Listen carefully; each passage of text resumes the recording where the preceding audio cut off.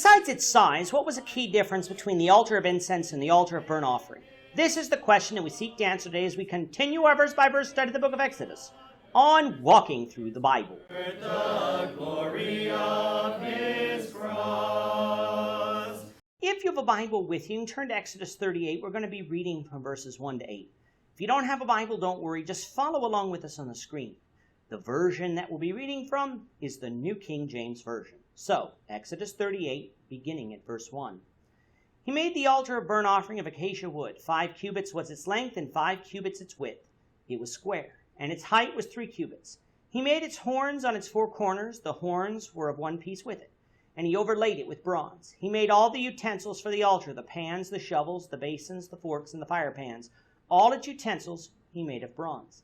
And he made a grate of bronze network for the altar under its rim midway from the bottom. He cast 4 rings for the 4 corners of the bronze grating as holders for the poles.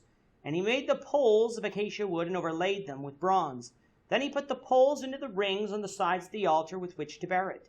He made the altar hollow with boards. He made the laver of bronze and its base of bronze from the bronze mirrors of the serving women who assembled at the door of the tabernacle of meeting. In this section of Exodus, we have the children of Israel actually making the tabernacle, following the instructions that we read of earlier in the book.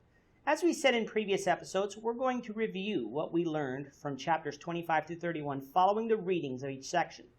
The instructions we read of today were found in chapters 27 and 30, lessons 102 and 120 in this series. Beginning with the altar of burnt offering, we find that it was made of acacia wood. It was square, measuring 5 cubits by 5 cubits, and was to stand 3 cubits tall.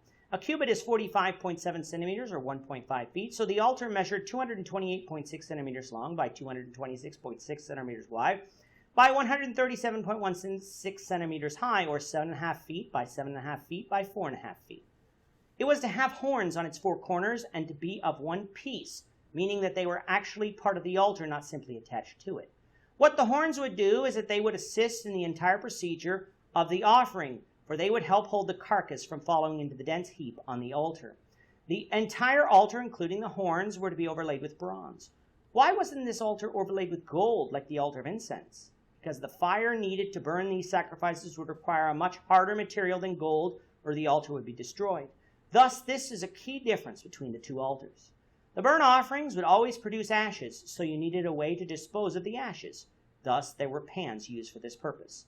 You also would need other utensils for the altar like forks, censers, and shovels.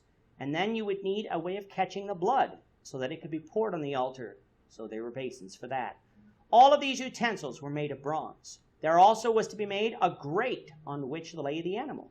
This grate was made of bronze. At the 4 corners of the grate, 4 bronze rings were made.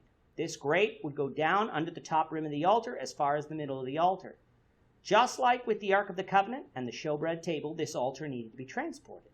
So there were rings placed in the side, and by inference, these rings were made of bronze.